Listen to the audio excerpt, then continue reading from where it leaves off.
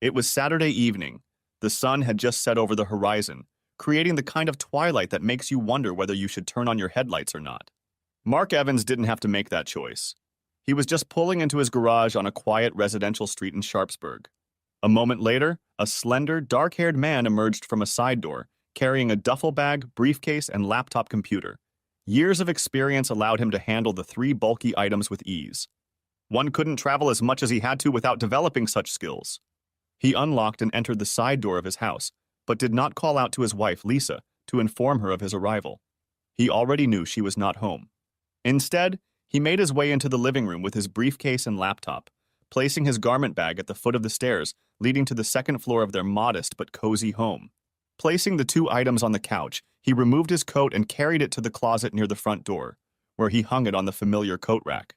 Only now that both hands were free and he was in the comfort of his own home did he remove his jacket and tie and undo the top two buttons on his white shirt.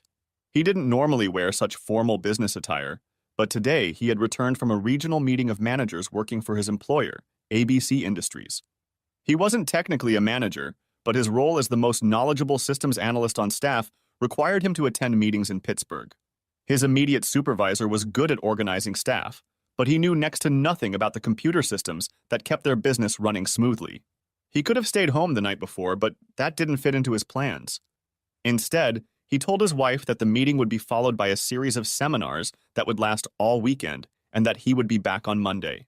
He had his own reasons for telling her this, and he had to lose time most of the day so he wouldn't get home too early. He also regretted that he hadn't been able to bring more comfortable clothes with him on the trip, but if he had, Lisa might have wondered why he needed to. He never took anything but formal wear with him to business meetings. Now that he was home, the first order of business was to shower and then change into something more comfortable. 20 minutes after disappearing upstairs with his garment bag, he returned to the main floor dressed, in his usual jeans and polo shirt, and looking very fresh after a quick shower. The next half hour was spent choosing, warming up, and then eating a meal consisting of leftovers from the fridge. Lisa was a good cook, and even the leftovers made a good meal. He washed down the meal with a bottle of premium light beer, one of his few weaknesses. When he finished the bottle of beer, he moved into the living room where, reclining in a lazy boy chair, he read the front page of the local newspaper. To any casual observer, he was a typical husband relaxing after a long and arduous trip out of town. In reality, he was just killing time, following his script, patiently waiting for the right moment to resolve his serious personal crisis. He'd had a month to work through the 5 stages of grief alone, and the only one successfully dealt with was denial. Anger, bargaining, depression, and acceptance were all in the moment. He hoped that over the course of the night he would be able to make progress on a few of the remaining 4 stages. It was past midnight, and Sunday had just been coined when he was finally satisfied with what the clock showed and got up to return the empty bottle of beer to the kitchen counter. He moved the dirty dishes to the dishwasher and then used a damp rag to bring the countertop back to pristine condition. As he took care of these small chores, he realized it was just a form of procrastination, a way to make him reconsider his chosen path. Unable to find a new solution to the problem, he walked over to the hall closet and put on a light jacket, then began to make his way to the side door, the beginning of his nightly mission. When his fingertips touched the doorknob, he suddenly jerked his hand away, snapped his fingers, and said, "Damn! I almost forgot." He hurried back into the living room, set his briefcase on the coffee table, and then put the laptop on it. In less than a minute, he had the laptop turned on, logged in, and secured an internet connection through the wireless router located in the computer room he and Lisa kept. A few minutes of typing and sending an email completed the forgotten business, and after logging out and turning off the laptop, he returned to the side door, walking confidently and leisurely out of the house. After spending about 5 minutes in the garage, he raised the garage door, drove outside, turned on the headlights, and slowly drove away as the garage door closed silently behind him. It was 7:37 a.m. when Sharpsburg's 911 operator answered a new incoming call. "This is your 911 emergency operator. What is the nature of your emergency?" An indistinct female voice, seemingly young, answered over the poor phone connection. I think I need the police. I think a crime has been committed." The 911 operator nonchalantly continued. "Where are you located, ma'am? We need your location so we can send the police to the call." I'm on Park Drive, a payphone on Park Drive near George Washington Park." The word payphone immediately explained the operator's poor connection. "What crime has been committed, ma'am?" Were you attacked or robbed? The young woman answered with a slight delay. No, it wasn't me. There's nothing wrong with me. It's just, I've just come from a run through the park on the paved access road, the one that leads to the picnic areas. There's a car parked outside one of the picnic areas. The doors are open, the lights are on inside, and there's blood. A lot of blood. The 911 operator was now very interested in the call and asked, Will an ambulance be needed? Are there any injuries? No, no one was hurt there. At least I didn't see anyone there. There's just an empty car and blood. A few seconds passed before the woman continued. I wasn't looking around too much. I was afraid someone would come after me too, so I ran here to the payphone to call you. You did the right thing, I'm sure. A car has already been dispatched and should be on the scene in less than 10 minutes. Please wait for the officers so you can let them know exactly where that car is. The caller, seeming a little alarmed, replied, No, I'm not going to wait here. What if whoever did this comes after me? I'm going straight home. The last words were followed by the click of the receiver as she hung up. The 911 operator stared helplessly at the screen where the caller ID flashed as the handset was hung up. Damn it! That must have been her joke. I hope I didn't distract those officers from something more important than a coffee break. It was nearly 2 o'clock in the afternoon that Sunday when Detective Peter Nesbitt suddenly straightened abruptly in his seat as the car turned into the driveway of the Evans house. He was already getting out of his unmarked car when the pretty, short-cropped blonde woman driving the car stopped in front of the garage. He quickly crossed the street as she got out of the car and quickly said, Excuse me, I'm looking for Mrs. Evans. She turned around, pulling a suitcase out from under the seat, and replied, I'm Lisa Evans. She took another look at the detective and continued, Do I know you? No, ma'am. I'm Detective Peter Nesbitt with the Sharpsburg Police Department. I'm here about your husband, Mark Evans. We're trying to locate him in connection with finding his car abandoned in George Washington Park this morning. He quickly returned the photo ID and badge to his pocket. There was serious concern on Lisa Evans's face for a moment, but then it cleared and she said, Mark is in Pittsburgh. He always leaves his car at the airport when he goes on trips like this, so I don't know how it could have been found in the park. You must be mistaken. By this time, Detective Nesbitt had approached her and continued, No, we're pretty sure it's his car. Both the license plate and the VIN match his registration. Confusion appeared on her face, and she began to walk slowly toward the side door of her house. If it's his car, then it must have been stolen from the airport. I don't know what else I can tell you. The detective was quite insistent and spoke again. When was the last time you spoke to your husband? Could you call him now so we can make sure he's really still in Pittsburgh? Does he have a cell phone you could call? Lisa Evans stopped abruptly and turned to face the detective. She set her overnight bag on the ground beside her and began rummaging through her purse for her cell phone. He called me early yesterday morning from Pittsburgh. If it's okay with you, I'll call him right now. She pressed a few numbers on her cell phone, wanting to show the detective that her husband wasn't in the park. A moment later, a cell phone rang in the detective's jacket pocket. He pulled it out and put it to his ear before saying, Hello, Mrs. Evans. The surprise on Lisa's face was genuine. After a moment, when the shock had passed, she asked, How did you get Mark's cell phone? The detective disconnected the phone and was just starting to tuck it away in his jacket pocket when she said, You have to give me my husband's cell phone. It must have gotten lost. I'm afraid I can't, Mrs. Evans. It's now evidence in a possible major crime. It was found on the floor in your husband's car. Lisa became concerned again and asked, Major crime? What do you mean? Your husband's car was found early this morning in the middle of George Washington Park. The doors were open and there was a bullet hole. We searched the park thoroughly and found no one who could have been a victim. We really need to find your husband to rule him out as a victim or perpetrator. Could you try calling him at the hotel in Pittsburgh? Lisa turned toward the house, picked up her briefcase and said, Sure, I can do that. The hotel number is in my address book. He always stays at the same Holiday Inn. I'm sure he left his cell phone in his car and that's why he was there when his car was stolen. Come inside with me and we'll get to the bottom of this right away. Detective Nesbitt followed her into the kitchen and watched as she stowed her briefcase and purse, found her notebook, and quickly dialed a number, looking absent-mindedly across the hallway into the living room. He distinctly heard the hotel clerk say, Hello? Hello, as he watched her hang up the receiver back on the phone. After hanging up, she turned to the ash-faced detective and quickly said, Mark was home.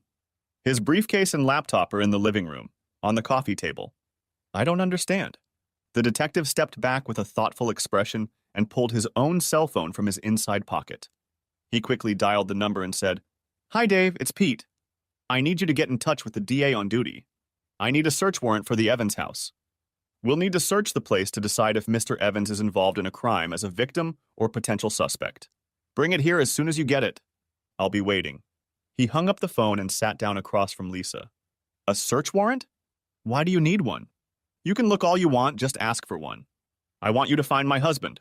Detective Nesbitt looked at Lisa impassively and said, "I want to do things by the book, ma'am. If I do an illegal search and your husband is involved in something illegal, anything I find can't be used in court." Lisa got a little angry and quickly replied, "Illegal? Mark isn't involved in anything illegal. He works with computers, for God's sake. Well, something made him come back to town unexpectedly. Can you think of a single reason why he was here unexpectedly and unbeknownst to you, his wife?" Lisa's face lost color again, and she muttered quietly, "God, no, he can't. Oh, no." A somewhat panicked expression appeared on her face, and for a few seconds she was silent, just looking at the detective. Finally, she said, "I have no idea why my husband came home early. All I know is that he's not involved in anything illegal." Her look gradually turned to one of complete panic, and she continued, "Oh my God. Mark could be hurt, lying somewhere waiting for help. You have to find him." Seeing how upset she was, Peter Nesbitt's compassionate side took over, and he spoke to her much more gently now. "We don't know anything for sure yet, Mrs. Evans. As a police officer, I have to do the right thing. At the moment, there is no evidence that your husband has done anything wrong or that he is involved in any of this at all. Why don't you make us some coffee while we wait for my partner to get a warrant? There's nothing else we can do right now. All of our on-duty officers are looking for or searching for your husband." His sympathetic tone and comforting words seemed to help Lisa. She began to relax and the natural color returned to her face. She got up and started making coffee for the two of them. However, her calm state didn't last long, because after his next sentence, Lisa became tense and nervous again. All of this happened when he said, "Perhaps while we are having coffee, you can give me the details of how you spent the last 48 hours. Before the case is closed, we'll probably need statements from everyone even remotely involved." Detective Nesbitt decided to hang around for a few minutes before getting a preliminary statement from Lisa Evans, and she didn't seem interested in broaching the subject herself. Instead, the two of them sat at the kitchen table drinking coffee, while the detective recounted the details of how the car had been discovered and the condition of its interior. Lisa seemed horrified by some of the details, particularly the fact that there was an obvious bullet hole in the center of the thoroughly blood-soaked section of the front passenger seat of her husband's car. He also said that the blood trail suggested that a second bullet had struck the body, which was lying on firewood on the ground next to the car, and that this bullet was now being extracted from the firewood for examination at the crime lab. The car had been towed away for examination, and evidence on it was still being collected. Finally, he reported that the medical examiner and forensic scientist were still examining the scene in detail. They had barely had time to savor the second cup of coffee she had prepared when Detective David Klein, Peter Nesbitt's partner, arrived much earlier than expected with the requested search warrant. He was accompanied by 2 forensic technicians, and soon all 3 new arrivals began a systematic and thorough search of the Evans home, and then Lisa's garage and car. While all this was going on, Detective Nesbitt arranged with Lisa to locate her husband's razor and toothbrush so that DNA could be obtained for comparison with the blood evidence already in evidence. Throughout the search, and especially when it came to the DNA comparison, Lisa was in such a depressed state that Detective Nesbitt was forced to take her into the living room, where he asked her to remain seated on the couch while he and the others finished searching the house. After an hour of fruitlessly searching the house, the detectives decided that the only items they would have to return to the station with, other than the DNA samples, were Mark Evans's briefcase and laptop computer. Detective Nesbitt had already figured out that the computer was password protected, and they wouldn't be able to access it until they found a way around it. "Mrs. Evans, do you happen to know the password your husband used on his laptop?"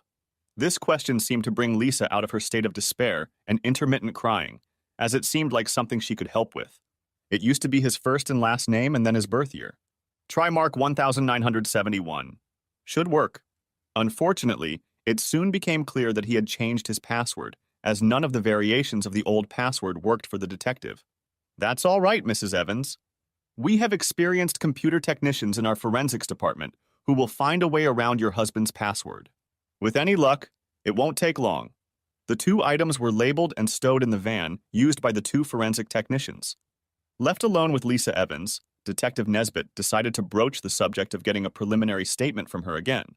"So, Mrs. Evans, I need to get some basic information about your whereabouts this weekend. Let's review Saturday morning and your return here this afternoon." He pulled out a notepad and pen and sat down in his chair to write down her description of how she had spent that period of time. Lisa Evans took a deep breath and began. "Well, until noon on Saturday, I just did the usual chores around the house. Mark called me from Pittsburgh around 1 o'clock or maybe 1:30. We only talked for a few minutes. He said he was sorry he couldn't make it for the weekend. After that, I went shopping until about 4:30 and then came home. After dinner, around 7:30 p.m., I went to a friend's house and spent the night. This morning I got up late, took my time, and got home, as you know, around 2 o'clock. As she explained, she seemed to grow more and more tense, and by the time she finished, she was staring at the floor and clenching her hands into fists. After writing the last word in his notebook, Detective Nesbitt closed it and sat tapping it with his pen for a few seconds before saying, "We may need more details, Mrs. Evans. This is enough for now, but be prepared to provide more details in a closer time if the course of the case requires it." He slipped the notepad and pen back into his pocket and stood up. Detective Nesbitt was about to leave the house to join the others, who were searching Lisa's garage and car. He was sure that the house had been completely checked when he suddenly realized that there was one more item he needed. "Oh, Mrs. Evans, do you have any recent full-length photos of your husband? A good headshot wouldn't hurt either. Right now, we only have a picture of him from the driver's license database. It would be good for us to circulate something less official among the patrolmen." Saying that, he walked over to the mantel over the fireplace and looked at a few wedding photos, while Lisa Evans quickly walked over to a book rack where she picked out a thick photo album. "Here are some nice recent photos, Detective. Take your pick." She returned to her seat on the couch, and the detective sat next to her as she opened the album. On the last page were several very suitable photos for his purposes, and perhaps the best of them all.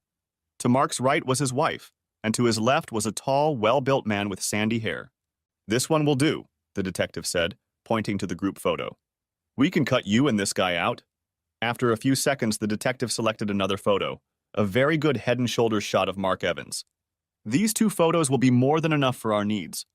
When Lisa took the two photos out of the book and handed them to the detective, he took another look at them and asked, "Isn't the guy in this picture with you and your husband a relative of his? If he has a sibling or parents who could provide a DNA sample, it might help if they can't get anything useful out of a razor or toothbrush." Lisa quickly replied, "No, that's Blake Moore. He's my husband's best friend since elementary school. My husband has no relatives living nearby." Thanking her for the pictures, Detective Nesbitt walked out to join the others in the garage. He left Lisa sitting at the kitchen table looking wistful and on the verge of tears. He began to think that he felt sorry for the woman and the position she was now in. Her husband was missing and may or may not have been involved in a serious shooting. The fact that she didn't know he was even in town made the detective wonder exactly what was going on. The detectives, along with two forensic experts, soon finished searching the garage and the car. It was when the experts were scrutinizing Lisa's car that they noticed something potentially important and certainly suspicious. Bloodstains were found on the gas and brake pedal, which when chemically analyzed turned out to be blood. The decision was made to have the car towed to a garage for a thorough inspection and testing. While the two technicians gathered their equipment and prepared to leave, the two detectives stepped aside to discuss their feelings about the case. Detective Nesbitt, standing so that he was facing the side door of the Evans house, turned to his partner. "What's your opinion of Mrs. Evans? I wonder about her now and then, and that positive blood test on the pedals in her car makes me wonder." "Well, as far as Mrs. Evans is concerned, you have an advantage over me. I was just here on a search. She looked like a typical worried wife, but you know how it is. Right now, I wouldn't want to put it on the line whether she's involved in something or just being what she appears to be." Nesbitt suddenly began to stalk toward the side door, saying as he went, "Come with me, Dave. Let's see how she reacts when we tell her about the blood we found and that her car is being towed." The two detectives walked to the side door, knocked, and entered. Lisa Evans was talking on her cell phone and became very startled when the two men entered the kitchen. She quickly disconnected the phone without saying a word to whoever was on the other end of the conversation. "You're back. I thought you were all done."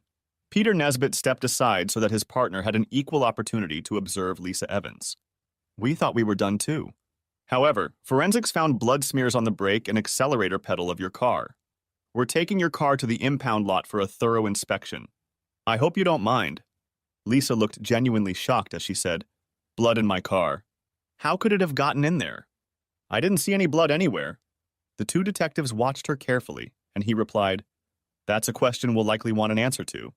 At this point, we can't know if it's related to the incident in the park, but if it turns out that the blood matches the blood found there, you can be sure we'll be pushing for answers. Oh, and we'll need the shoes you were wearing today. I wasn't anywhere near the park.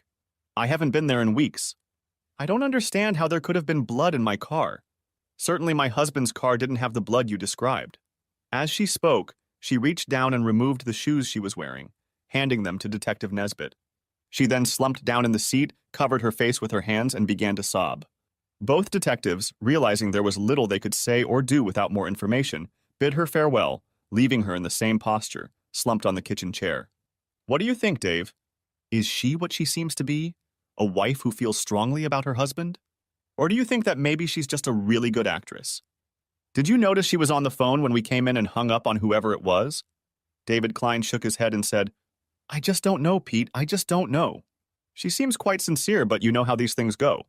If the blood in the car turns out to be the husband's blood, there's a good chance his spouse was involved. We see it over and over again.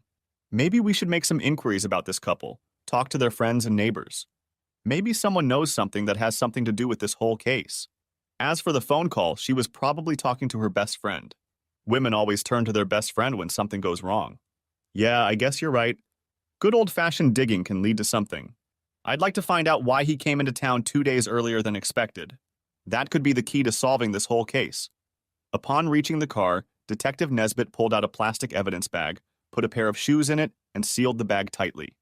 Since the two partners arrived separately, they each had their own car. As they drove back to the station, each alone, they individually tried to make sense of the clues that had been presented to them. Unfortunately, neither of them had enough to come up with anything better than what they had already discussed. For the rest of the shift, both of them were busy writing reports and other paperwork. No new information came out of the lab before they left for home, so all they had to do was mull over what they had already learned that day. The next morning, Peter and Dave arrived half an hour early. It was obvious that the Mark Evans case was high on their agenda. Fortunately, their dedication to their work was rewarded. They were greeted by a stack of reports from the forensics and medical examiner's office. It took them an hour to read through the reports, passing them to each other as they digested the information they had received. Once they were done with what awaited them, they both realized that there were more reports to come. Looking over one of the reports, Peter Nesbitt said to his partner, They seem to be pointing in the same direction, don't they? But it looks like there are a few more reports ahead of us this morning, so I don't think we should rush into it. I'd hate to let things go to waste. David Klein nodded as his partner spoke and replied, I think you're right. Let's see if they can extract anything else from the computer. In the meantime, we can go out and talk to his lawyer and some of the people he's been working with. I'm not sure we have enough probable cause to make an arrest yet. We need to take some formal statements before we talk to the DA. Both men were in complete agreement with each other and went to the office of attorney Mark Evans just after 9 in the morning. Like everyone in the legal community, Robert Graham didn't want to appear biased against the police, especially during an investigation. He was quick to give them a few minutes of his time. You do realize that I can't discuss anything pertaining to my client's legal situation? So let's hear what you want from me so I can decide whether or not to answer your questions. The lawyer leaned back in his chair and waited. Detective Nesbitt spoke quickly, not wanting to waste too much of the attorney's precious time. We have several emails here that we obtained under a search warrant from Mark Evans's computer. Could you please confirm their receipt? We just need to know that these emails were actually sent to you in the last couple weeks. We want to be sure they're not just rough copies. He held out 4 pieces of paper to the lawyer. The lawyer quickly looked over each one and then replied, It appears that these are indeed originals. I can confirm receipt of each of them. He handed them back to the detective, who immediately stood up and said, Thank you, Mr. Graham. That's all we need. We can't make decisions about the investigation based on what these letters tell us without some sort of confirmation that they are genuine. The 2 detectives walked out of the office, exchanging smiles, and headed to their car. As they drove to ABC Industrial, Peter Nesbitt said to his partner, Like you said yesterday, situations like this usually involve the spouse. However, we have a few more bridges to cross. When they arrived at Mark Evans's place of employment, both detectives were quickly ushered into the office of his immediate supervisor. This time it was Detective Klein who did the talking. We're investigating the discovery of an automobile in George Washington Park yesterday. You probably read about it in this morning's paper. The car belonged to one of your employees, Mark Evans. We have a few questions that you may be able to help us with. Mark's boss quickly assured them that he would do his best to help them. He said that Mark was considered a very valuable employee, and anything that could be done to solve the mystery of his abandoned car would be perfectly acceptable. First, I would like to know if Mark will be staying in Pittsburgh until Friday night. He reportedly had seminars scheduled for Saturday and Sunday. We need to know if that's the case. His boss quickly replied, Mark certainly didn't have any events scheduled for the weekend. I fully expected him to be back Friday night. Detective Klein nodded, made a note in his notebook, and continued. Have you noticed anything about Mark that seemed a little off lately? We're wondering if he might have had something on his mind, something that stood out. The man sitting at the table thought for a moment, then replied, Mark seems to have been carrying more on his shoulders lately. I asked him a couple weeks ago if he was having any problems. At that time, he replied that everything was fine. I've also noticed that he's been brooding a lot. I just assumed he was working hard solving our problems, but I think he might have other concerns. The detectives thanked him and then quickly headed back to their car. A picture was emerging, and both knew that by the end of the day, there was a good chance that they would be able to make significant progress on the case. By late morning, they returned to the office and found that the preliminary DNA results had been received. In addition, there was a strange-looking box with wires dangling from it on the desk, and the forensic report was on top of it. Both detectives found this particularly interesting, especially when combined with some printed maps the computer technician had given them. Another gap had been filled, and the picture was becoming clearer and clearer. Taking their accumulated information, printouts, and notepads, they went to spend a couple hours in one of the empty interrogation rooms. By the time they came out of there, they thought they had a pretty good understanding of what had happened in the park, although there were still some very large gaps in the matter. They decided it was time to pay another visit to Lisa Evans. This time they felt they had enough information to ask her some tough questions.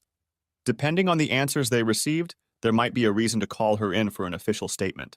The detectives pulled up to the Evans house a little after 3 in the afternoon. They didn't call ahead, fearing that she would have time to prepare for their arrival. They wanted to take her by surprise. They went to the front door and rang the doorbell as any normal visitor would. Lisa Evans seemed more than a little startled when she saw the two of them standing at the door.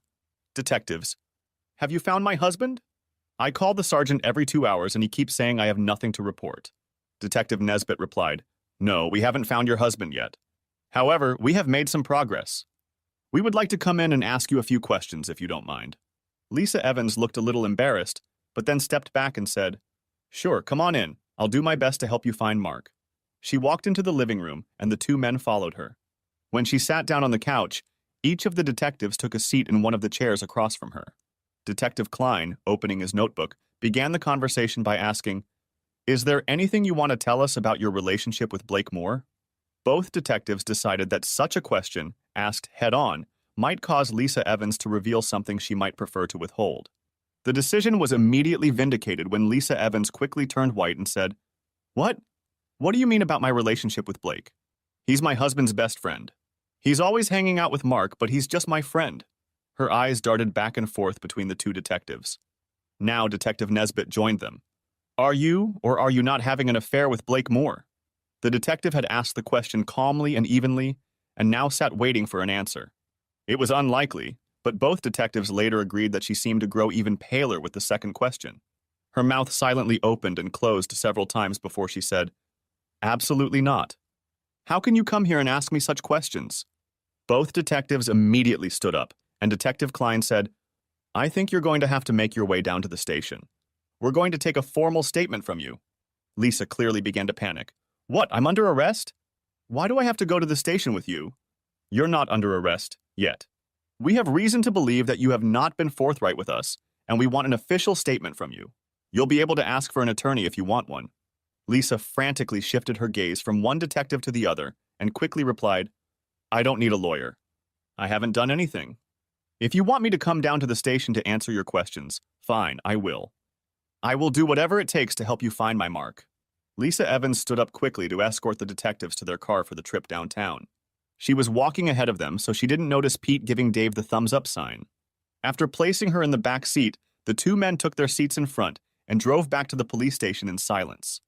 Arriving at the station, the detectives slowly led Lisa Evans upstairs to an interrogation room and then into one of the empty interrogation rooms.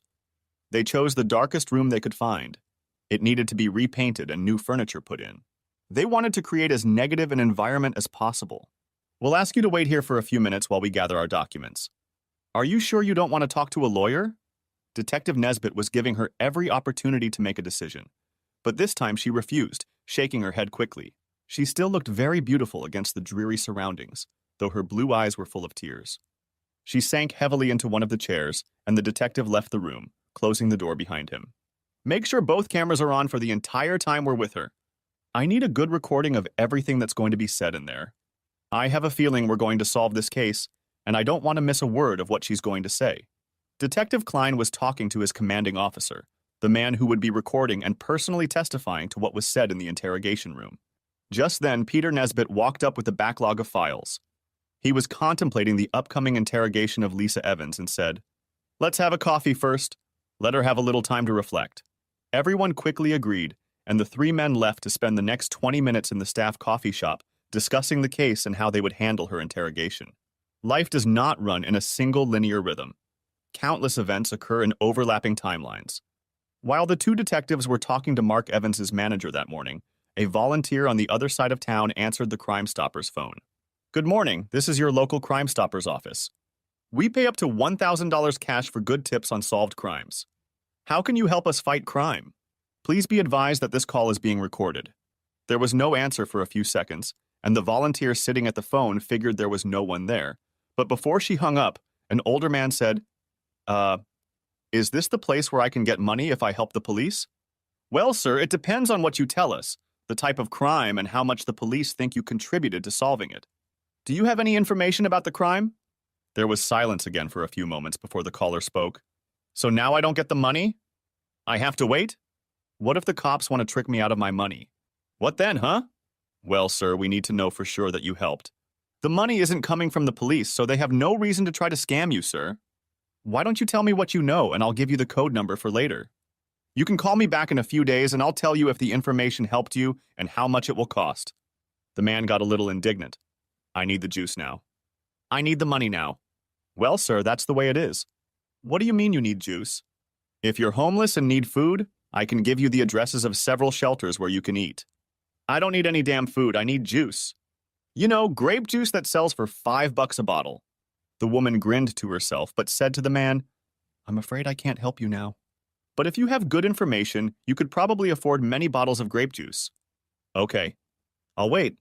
I saw someone throw a gun into the river. I was under the 3rd Street Bridge, just minding my own business on a Sunday morning. At least I think it was a Sunday morning, when some guy pulled up to the public access point.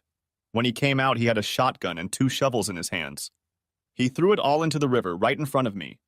I was terrified, I'll tell you. I was sure he was going to see me and shoot me with the gun."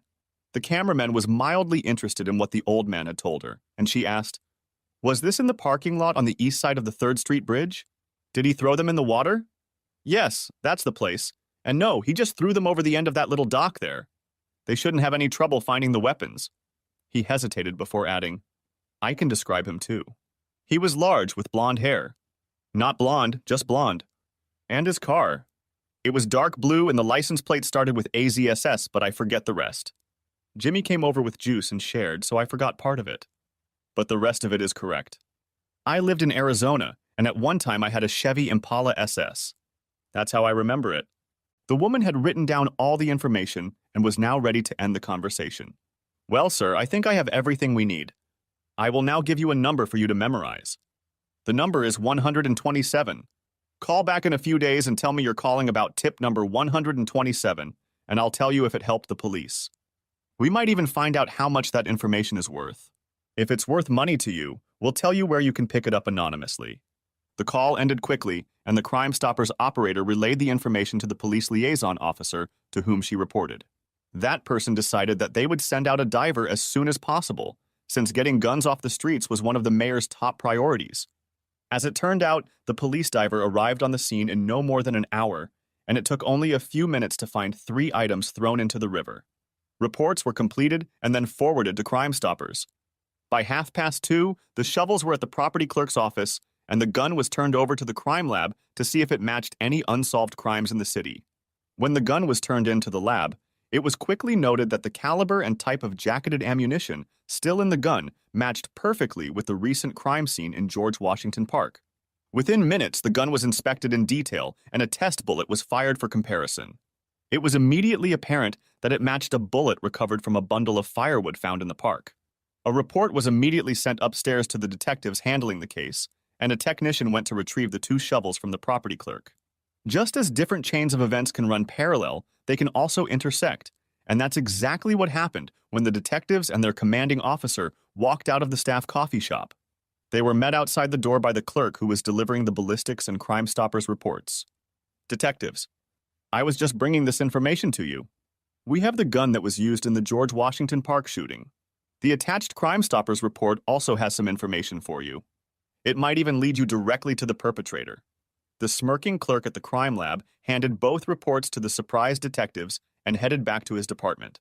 Detectives Klein and Nesbitt took turns reviewing the 2 reports. Within seconds, they were already sitting side by side in front of a computer terminal, calling up records from the vehicle registration department. When they were finished, a brief conversation ensued between them. "Pete, I'd like to suggest we split up. If you want, I'll start questioning our guest in the interrogation room, and you can get a uniformed officer and go get Mr. Moore. He needs to be brought here for questioning, too." "Sounds like a plan, Dave. Things are shaping up just right, aren't they?" Detective Klein, picking up the accumulated reports and information, headed for the interrogation room where Lisa Evans continued to wait. Meanwhile, his partner was talking to his commanding officer, asking him to help a uniformed officer pay a surprise visit to Blake Moore. Soon he was on his way out the door, and a patrol car was to meet him at Moore's house. When Detective Klein entered the interview room, Lisa Evans sat calmly at the desk, her face expressing neither sadness nor fear. She seemed to be stoically awaiting her fate, whatever it might be. "I'm sorry to keep you waiting, Mrs. Evans. I'm ready to get to work. Please be aware that this room is monitored by 2 video cameras, and everything we say and do is being recorded." She looked at him with some surprise and replied, "I don't mind if you record us, I have nothing to hide." Shuffling the papers, he replied, "That's good. Then we can get started." He leaned back in his chair and glanced at her briefly before getting down to business. "I'll start where we ended our conversation at your house. I'll say it again. Are you having an affair with Blake Moore? Yes or no?" His decision to get to the heart of the matter again had a noticeable effect on her. Her shoulders slumped slightly, and she turned her head so that she would no longer meet the detective's gaze. After a few seconds, she said in a quiet voice, "Yes." Detective Klein tore a few pages from the pile of papers in front of him. "It's good that you've decided to be straight with me. We have evidence of your affair, printed from your husband's laptop." His statement seemed to shock her. She raised her head and looked him straight in the eye again. "What do you mean you have proof? No one knew about Blake and me." "Your husband certainly knew, as you can see in these pages. Here is the letter he sent to his attorney almost a month ago, telling him he wanted him to start preparing the papers for a divorce on the grounds of adultery. Here is a map from 2 weeks ago that clearly shows the route you took that day, with timestamps indicating that you spent 2 hours at Blake Moore's house. Here's a copy of the email your husband sent to his attorney that day, telling how you lied when he called you in the afternoon and told you were home." One by one, the sheets of paper slid across the desk and lay down in front of the seated woman. She looked over the papers and the detective several times, then took each one in her hands and made sure that each one depicted exactly what the detective was talking about. Finally, she spoke.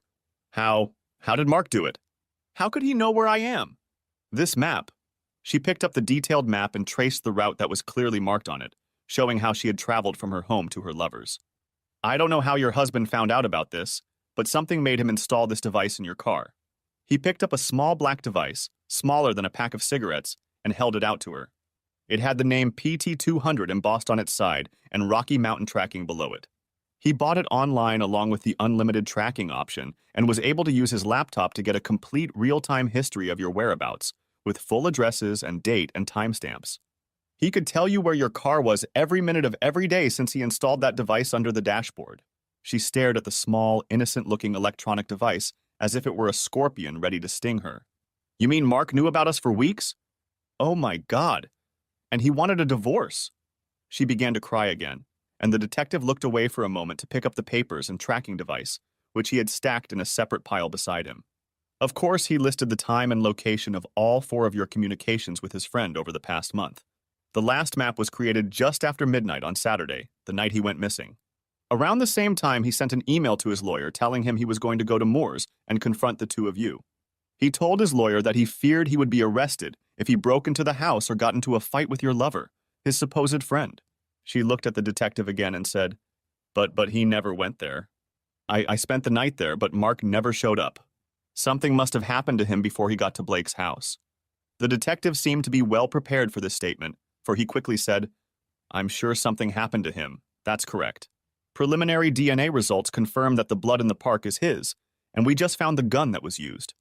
We can link the gun to your lover, and the only question now is how long you're going to cover it up. Blake didn't do anything to Mark. I was with him the whole time, and he didn't leave that night. Her eyes turned to the detective again as she continued. We were together all night in his bed. The detective pulled a few more pages from his stack and said, We have more. The blood in your car and on your shoes, I might add, also belongs to your husband. My partner is on his way to pick up Mr. Moore now, and we'll soon find out if his story matches yours. There's a little thing called prosecutorial discretion. Whichever one of you two tells us what really happened and where we can find your husband's body, we'll get a better offer at sentencing. He handed her the blood test reports across the table, but she barely glanced at them. Mark is not dead. He can't be dead. I love him. I need him. She sobbed again and was clearly very upset. Blake will tell you the same thing I did. If my husband got hurt in the park, we had nothing to do with it. She continued to hide her face with her hands as she cried. She had a crumpled and very wet handkerchief in her left hand. Detective Klein gave her a few minutes to come to her senses, and in the meantime he again took up his reports lying before her, and selected a few more with which he intended to shock her when she came to her senses. When she seemed to come to her senses a little, he said, There is no doubt that your husband is dead. The medical examiner has thoroughly examined the scene and has concluded that, based on the blood loss and the fact that your husband was not treated at any facility in the county, there is a greater than 95% chance that he is dead. He handed her across the table the appropriate report and several 8x10 photos of the gory scene. One of the photos touched her elbow, and she took her hands away from her face to look at it. It seemed to her that every square inch of the photograph showed blood, though it was actually somewhat smaller. She immediately burst into tears again, and the detective checked his documentation once more before gathering everything into a pile, picking her up and heading for the door. I'll leave you alone for a few minutes so you can come to your senses.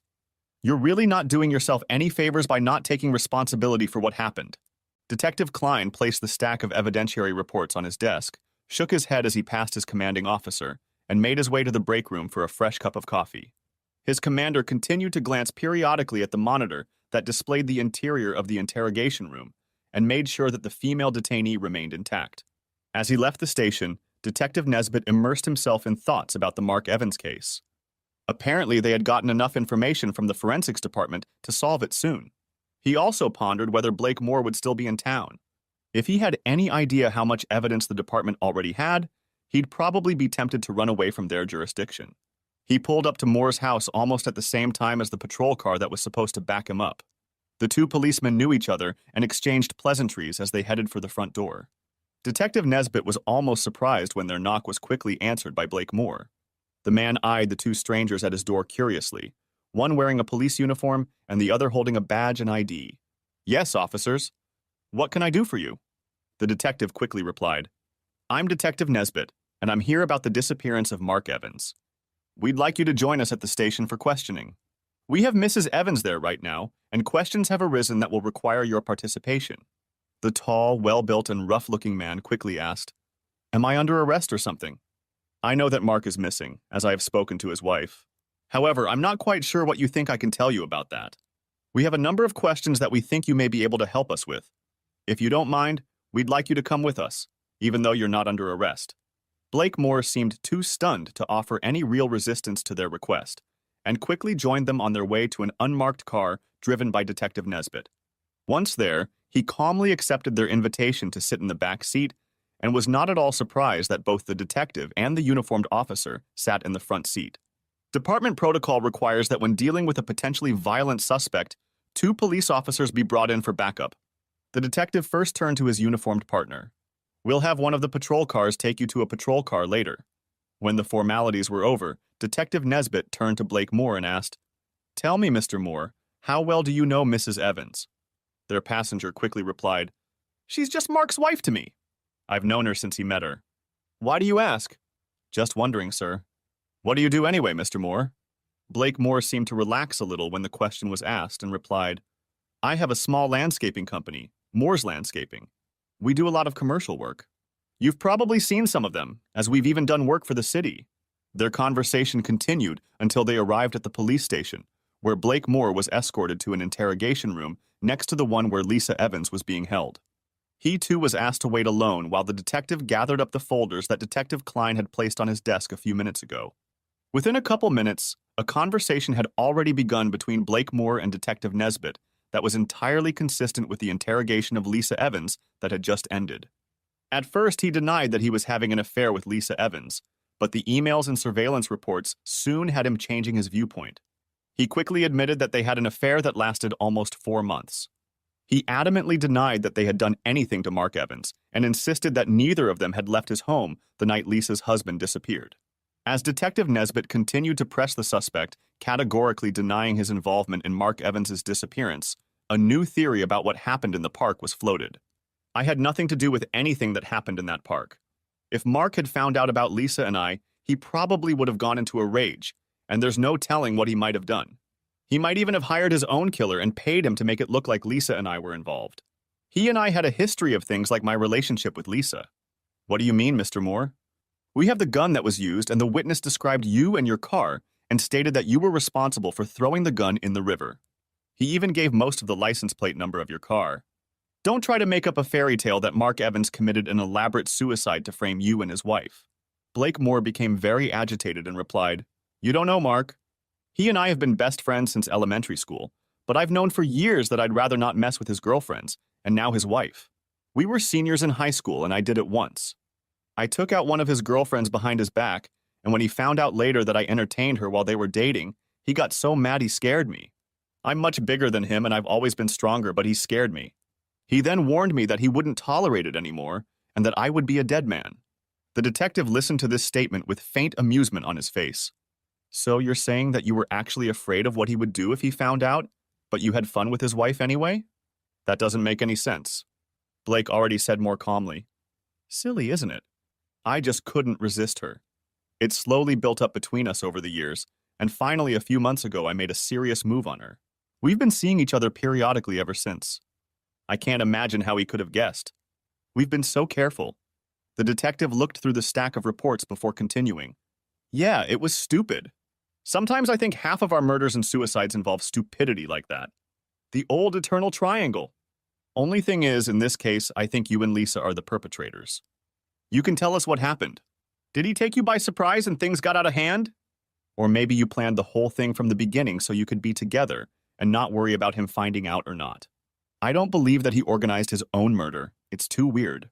He already had a lawyer arranging his divorce, so why would he suddenly resort to that? I don't know what happened. All I know is that Lisa and I had nothing to do with it. As for wanting to be together, it was out of our hands. She and I both knew it was just a fling and it wouldn't last. As they say, the rose had already bloomed." Detective Nesbitt leaned forward and said, "We have enough probable cause to get a search warrant for your home, car, and office. I wouldn't be surprised if it's already happening. You'd better come clean before we put the final nail in your coffin. I'm going to make you the same offer I'm sure my partner made to your lover. Tell us first what happened, and you'll get a leniency in sentencing. There's no point in keeping your mouth shut and getting the maximum. Use your head and do yourself a favor." Blake Moore was outraged. "I had nothing to do with what happened to Mark. Maybe Lisa organized something herself, but if she did, I don't know anything about it." The detective picked up his papers, never answering the suspect's latest theory. Leaving the room, he said, "It's understandable. When two criminals work together, one always tries to pin the blame on the other. You can relax a little bit because I don't think you'll be leaving anytime soon." Exiting the interview room, Detective Nesbitt found his partner waiting for him with another report in hand. "It's getting better and better. The 2 shovels found in the river are stamped that they belong to Moore's Landscaping." Wow. Why do these guys always think we'll never find out what happened? A few minutes later, the 2 detectives were explaining to the district attorney what evidence they had collected. Even though they didn't have a body, and the evidence was somewhat circumstantial, it didn't take them long to convince him that there was enough evidence to press charges. Half an hour later, Lisa Evans and Blake Moore were charged with the murder of Mark Evans. Both loudly proclaimed their innocence while their Miranda rights were read to them, but were told that everything was now in the hands of the prosecution and the court system. This information did not comfort either of them. After the arraignment, Lisa and Blake were escorted to the main floor of the police station to be fingerprinted and photographed with an order number. The instruction not to smile for the photos was completely unnecessary, as Blake was frowning angrily the whole time, and Lisa could hardly cry and smile at the same time. As they were led back to the neighboring cells, they got their first chance to talk to each other since their arraignment. "What are we going to do, Blake? They can't believe we did anything to Mark, can they?" Lisa still snorted occasionally, but for the most part it was gone. "We'll have to get our own lawyers, I suppose, unless you want to share one with me. It might be cheaper, and since we're both accused of the same thing, it makes a certain amount of sense. But this whole damn situation is completely wrong. I just know Mark did something to set us up. I think the bastard paid for someone to film him and then left a trail of breadcrumbs for the cops to charge us." Mark was obviously still very angry. "You can't believe he could do that, can you?" Lisa was showing shock, bordering on outrage at such a suggestion. "Why would Mark go to such a heinous extreme as murder?" "I don't think you knew your husband as well as you think you did, Lisa. I'm just amazed he didn't do something drastic to the two of us the same day he found out we were having an affair. It's a real mystery to me. I've known Mark for too many years to think he would put up with this for so long. If I thought for 1 second that he would somehow find out about us, I wouldn't lay a finger on you for anything in the world." He then proceeded to tell her about what had happened years ago when he had pranked his girlfriend behind Mark's back. They were now in their cells, separated by a 6-inch concrete wall, but could talk to each other easily and freely as they each stood at the bars against the block wall. "I don't believe Mark is capable of doing something like this. I also don't know how or when he found out about it. I've never noticed him treating me any differently. Most of the times we met, he was out of town, and we never went out in public together. The couple times we did meet were when he was actually in town, and that was at that little motel on the north side of town," Lisa replied. After some thought, she continued, "I shouldn't have betrayed him. Even if he's not dead, he'll still want a divorce." Her voice trailed off several times during the last sentence as she clearly became emotional again. Blake managed to listen to a couple of sobs before he spoke. "God, Lisa. Stop it. You had to imagine how it would end if he ever caught us together. The first time you came to my house and found yourself with your legs spread in the middle of my bed, your eyes were open." His words had the desired effect and her sniffling stopped. After a few seconds, she said in a very quiet voice, "You're right. I can only hope he will forgive me." They were silent for a couple more minutes before Lisa suggested, "I could call Robert Graham. He was our attorney, and if he represents both of us, we could split the costs." They agreed to this legal solution, and after a few minutes, when she managed to get the attention of a passing officer, she was escorted into a small private room with a telephone and a phone book for her use. The call to Robert Graham was not as straightforward as she had expected. He informed her that, as he was already Mark's attorney in the pending divorce proceedings, he would not be comfortable representing her.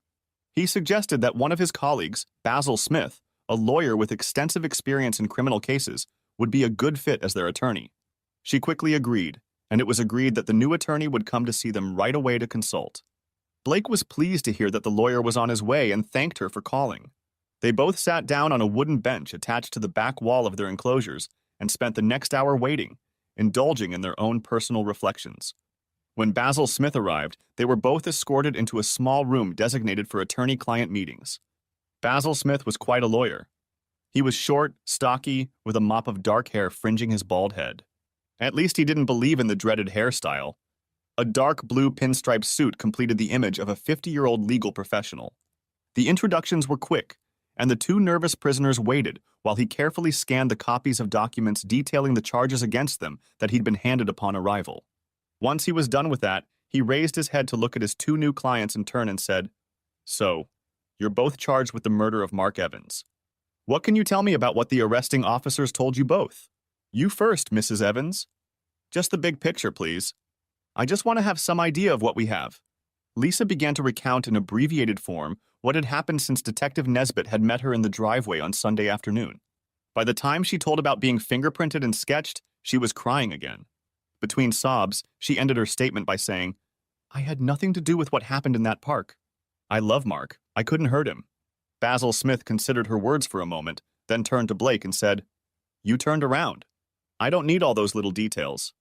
Blake Moore briefly recounted what had happened since the police had arrived at his home that afternoon, and his story was far from tearful. He ended his story by saying, "Lisa and I had nothing to do with Mark's disappearance or what happened in the park. I told Lisa and the police officers the same thing, and now I'm going to tell you. Mark Evans organized this somehow. I believe he paid to have it taken out, and part of the deal was that whoever did the job agreed to frame Lisa and me." He glared at the lawyer, as if challenging him to disagree with his explanation. When Blake repeated his certainty that Mark was dead, Lisa began sobbing again. The lawyer cast a brief glance at her, then said, "This is not the time to argue our case to each other. First of all, we need to consider what we can do to get you both out of here. We have to consider your bail. From what you both have told me, and from what I see in this set of charges, I believe they will ask for bail of about $100,000 for each of you. Will bail be a problem?" Lisa looked shocked and asked, "Will I need $100,000 for bail?" She was ready to panic, knowing she didn't have anywhere near that amount in assets. No, Lisa. You will only need 10% or $10,000 cash to post a $100,000 bail bond. In this state, you are not required to post the entire amount unless the judge directs it, the attorney was quick to tell her. After explaining this, they decided that neither of them would have any difficulty in posting bail, and naturally, they were very much interested in whether they could get out on bail immediately. You will be arraigned tomorrow morning and bail will be set. At that time, you will also be able to make the necessary arrangements to get out of here. You'll both be spending the night here, so get used to the idea. Both of his clients reacted badly to this statement. The lawyer informed them that there was nothing more he could do until charges were filed. Once the task of getting them out of their cells was accomplished, he would try to talk to the district attorney to get the evidence unsealed. It seemed to him that he would better understand their predicament if he knew what facts they were dealing with. They were both taken back to their cells, where neither of them slept that night. They were each given greasy takeout food for dinner, one blanket for the night, and loud cellmates in the middle of the night. None of them looked particularly trim when they met with their attorney the next morning, at 10 o'clock, before their first court appearance. None of the court staff, not even the judge, seemed particularly concerned about their appearance as their pleas of not guilty were accepted, and bail was set at the expected $100,000. Since Blake had both a home and a business, he was able to quickly negotiate a $10,000 bond with the court and was back on the street by early afternoon. Lisa, however, was less fortunate. Unlike Blake, she didn't have sole ownership of their home, so that was out of the question. To her shock, she discovered that the savings account she expected to have over $20,000 in it was now empty. Without it, she could not get the required bond and ended up calling her parents in desperation. Explaining to her parents the need for bail was one of the most difficult things she had ever had to do. Only after much persuasion on her part did they finally agree to reimburse the court for the missing $10,000. By the time Lisa had secured her parents' help, it was too late to do the final paperwork, and she spent a second night in a cell. This time, her roommates were a pair of slightly tipsy prostitutes. She spent most of the night sleepless, hunched in a corner, covered by a single blanket. By noon the next day, with all financial matters resolved, she was finally allowed to leave the station and return to her empty house. She immediately showered, got into bed, and ignored the few phone calls that came in, leaving the answering machine to take care of them. The next month went by rather quickly for the two defendants. In the first few days, Lisa learned that the money missing from the bank account she and her husband shared had been withdrawn by him about 10 days prior to her disappearance. Her attorney discovered that an email had been sent to his partner, Robert Graham, in which Mark explained that he was withdrawing money from the account in cash so that his wife would not be able to forfeit his legal share when she received the divorce papers. There was no indication of what he did with the cash, although his message said that he would give up his share once an appropriate agreement was reached with Lisa on the terms of their divorce. Lisa and Blake met with Basil Smith on several occasions, during which he informed them that he had met with the district attorney, had received copies of various reports and summaries of evidence, and planned to bring his clients to meet with the district attorney in hopes of getting all charges dismissed. He believed that the absence of a body or witness to cross-examine would make it very difficult to obtain a conviction. Shortly after his bail, during their first meeting, he suggested that they hire a private investigator to try to determine if it could somehow be proven that Mark himself contributed to his death or disappearance. Blake gladly agreed to the suggestion, although Lisa still didn't believe that Mark could have had anything to do with what had happened. She put forward the theory that Mark had been the victim of a botched carjacking. According to her, it made as much sense as Blake's theory. Even though she theorized about the carjacking, she still didn't want to admit that all signs pointed to Mark no longer being alive. Over the next few weeks, they received regular reports from the hired detective, but they were all very similar. He was finding nothing. Basil Smith also suggested that the detective try to find the old winemaker who had reported the discarded shotgun and shovels. Basil had gotten a copy of the Criminal Information Service recording of the call, and the detective used it as he surveyed the neighborhoods favored by down-and-out people. No one he spoke to recognized the voice. It also seemed odd that the tipster never called to see if tip number 127 would help him stay juiced for a while. I had to admit the possibility that the caller simply forgot the number, or maybe even forgot that he had reported the tip. Also, this population was very mobile and moved from one area to another, depending on factors such as weather, police presence, and sources of quick cash. Although he never talked about it, Basil Smith began to notice that his two clients didn't seem to get along with each other anymore. Neither of them had told him this willingly. But shortly after his bail, Blake had suggested to Lisa that since Mark was now off the case, they could meet as often as they wanted at either of their homes. Her response was swift and decisive. I want nothing to do with you except our court case. You kept pushing and pushing for me, and like a fool I gave in. Now I've lost Mark. Her reply ended with another fit of tears, which she seemed to repeat often, almost without provocation. Blake's reply was succinct and definitive. Suit yourself, Lisa. You're not the only woman in town. They had not spoken since, except in the company of their lawyer, where a continued feud would have been disadvantageous to both of them. The ashes of their illicit affair were now icy cold. A little over a month after their release, Basil Smith arranged a meeting with District Attorney Jeff Bagden for all of them to attend. Lisa and Blake went to the meeting hoping the charges would be dropped.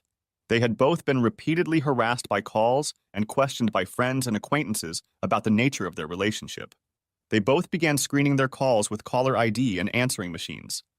Clearing the charges would allow them to move on with their lives.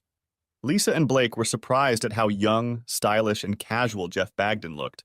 He could pass for their lawyer's son, except he had a full head of dark hair. The district attorney began to speak as soon as all four were seated. I'm glad we were able to meet so easily. I just received the final reports from the medical examiner today, and the police and medical examiner's reports are in. I have carefully reviewed all of the evidence and believe I am serving the people properly by offering you a reduced sentence of 8 to 12 years for agreeing to plead guilty to second-degree murder. The faces of the two defendants and to some extent their attorney reflected shock and awe. Lisa and Blake began loudly proclaiming their innocence, while their attorney alternately tried to silence them and asked the district attorney how he could justify the offer. When everyone was quiet, Jeff Bagden began. Since the first charges were filed, I have received new reports and information. I will provide Mr. Smith with copies of the new information right away. The first is the DNA report of the blood samples taken from the back of the license plate and from the rubber gasket on the trunk lid of your car, Mr. Moore. Both samples contained Mark Evans's DNA.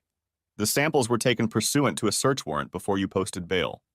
In addition, the scrap of black polyethylene found under the rear tire of Mark Evans' car matches the make and style used in your landscaping business. At this point, the prosecutor stopped talking, deciding to watch the reaction of the two defendants. Lisa seemed more angry than shocked.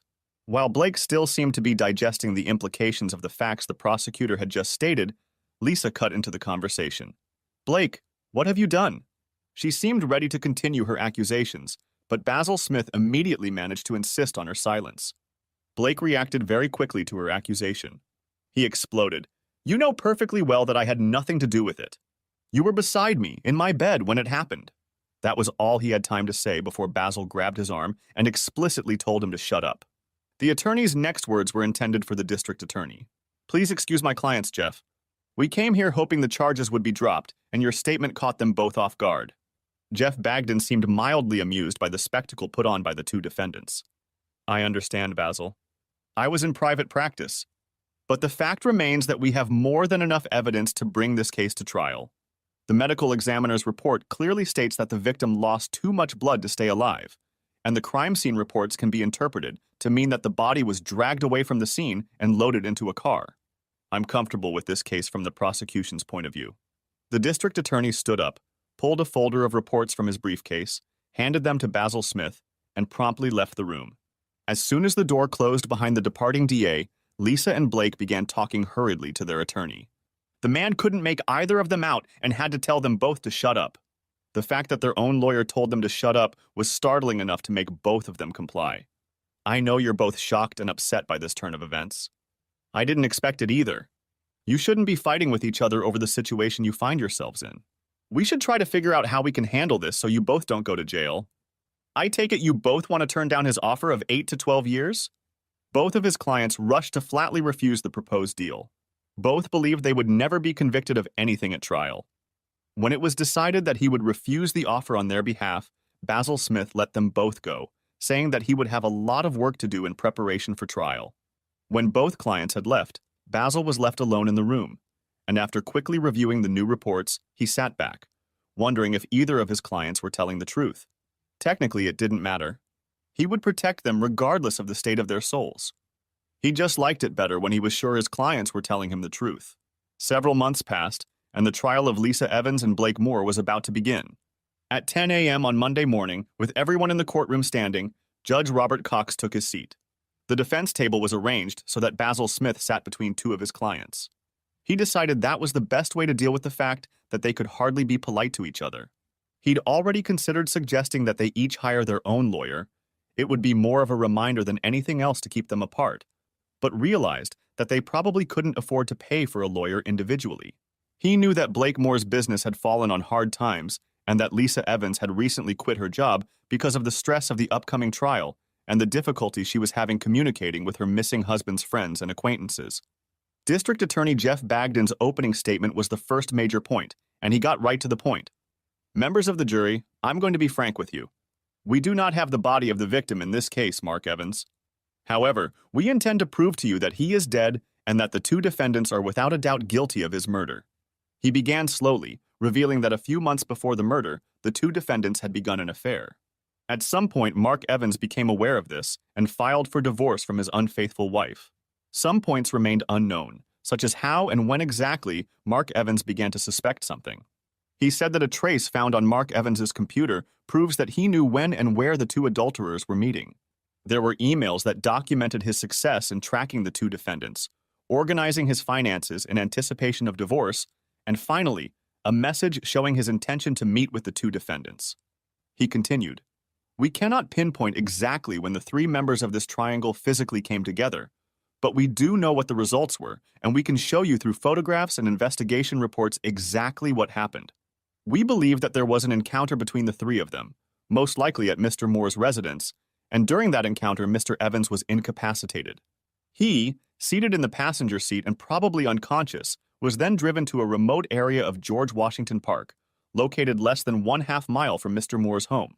Once in the park, one of the two defendants shot Mr. Evans in the right upper chest. We do not know if Mr. Evans was conscious at the time of the shot, but he was still sitting in the passenger seat. The evidence shows that he was dragged from the seat and thrown to the ground, hitting one of several pieces of firewood scattered around the picnic area. He was shot again as he lay on the ground. The evidence will show that this bullet grazed his carotid artery, and you'll see graphic photographs of blood indicative of the last moments of his life. At this point, Lisa Evans lost her composure, and it was only after several warnings from Judge Cox that her attorney finally managed to get her client under control so that the district attorney could continue her opening statement. The circumstances are dire, as evidenced even by the defendant's reaction. He paused for empty effect before continuing. After Mr. Evans was shot a second time, he was wrapped in a plastic shroud, dragged from the picnic site, and unceremoniously loaded into the trunk of Mr. Moore's car. He was driven to a location unknown to us and buried. Mr. Moore took the murder weapon as well as the shovels used to make Mr. Evans's grave and dumped them in the river. We were fortunate that a concerned citizen saw this happen and reported it through Crime Stoppers. Police were able to locate the murder weapon and the tools used to kill Mr. Evans. Through expert investigative techniques and accurate forensic analysis, it was possible to prove that both defendants were at the scene of the crime. The blood of the deceased was found on the exterior of Mr. Moore's car, transferred as the unfortunate Mr. Evans was being loaded into the trunk. Lisa Evans may also be implicated in the crime. Her husband's blood was found in her car and on the shoes she wore that day. The defense will argue that the two adulterers were nowhere near the scene of this horrific crime. How will they be able to prove that? By their own testimony, of course. Each of them will claim that the other was with them at the time of the murder and therefore could not have been involved. I am sure that this self-serving testimony will not distract you, the jury, from finding them guilty. Basil Smith found it difficult to object to this statement. He tried, emphasizing that the defendants were innocent until proven guilty and that there could be no such evidence in such a circumstantial case. He asked the jury to disregard the prosecutor's opening statement and to rely on the evidence they would be shown at trial. It was a bold attempt, but several experienced court reporters from local newspapers yielded to the district attorney. The first witness was the department's computer expert, who testified that he had discovered emails and maps illustrating the route taken by Mrs. Evans when she met with Mr. Moore for illegal purposes. The method Mark Evans used was described in one of his letters to counsel, and the computer expert explained to the jury how a small electronic device was able to accurately track the defendant's car and then allow her husband to recreate on his computer an accurate map with times and places that told him exactly where and when she met her lover. One reporter took careful notes and planned to include the name Rocky Mountain Tracking in his article. He was sure that more than one husband or wife would review the company's product based on Mr. Evans's successful use of it. During his testimony, Blake Moore seemed slightly bored, and Lisa Evans looked very embarrassed and did not look at the jury. Basil Smith could get nothing out of his cross-examination of this witness. The tracking device was what it was, and the emails he knew could have been quickly checked by his own legal partner, Robert Graham. Interrupted for an extended lunch, the trial resumed in the afternoon with testimony from the 911 operator and the two patrolmen who had responded to the first call. They were simply getting the basic facts surrounding the discovery of Mark Evans' car, and the testimony was relatively devoid of drama. That all changed when the detectives who arrived on the scene after the patrol officers reported the condition of the scene began their testimony. The district attorney's description of the scene was now corroborated by the medical examiners and the medical examiner on the scene.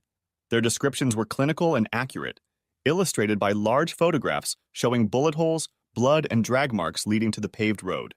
The medical examiner described the amount of blood that he believed was distributed throughout the scene. There was no way to physically measure its volume because it had been absorbed into the sand and upholstery, but he estimated that it amounted to 3 to 4 pints, a good percentage of the approximately 10 pints contained in the human body. His most effective testimony, however, concerned 4 separate streams of blood that stretched from the area of the bullet hole in the blood-soaked block of firewood. He testified that they indicated that a major artery had been severed and the force generated by the victim's heart was pushing the blood jet away from the body. He testified that the length of each of the 4 separate jets was decreasing, indicating that the heart was losing its ability to pump blood. It was when he said that this proved that the victim was in the process of dying that Lisa Evans lost control of her emotions again. She screamed, "No! Mark can't be dead."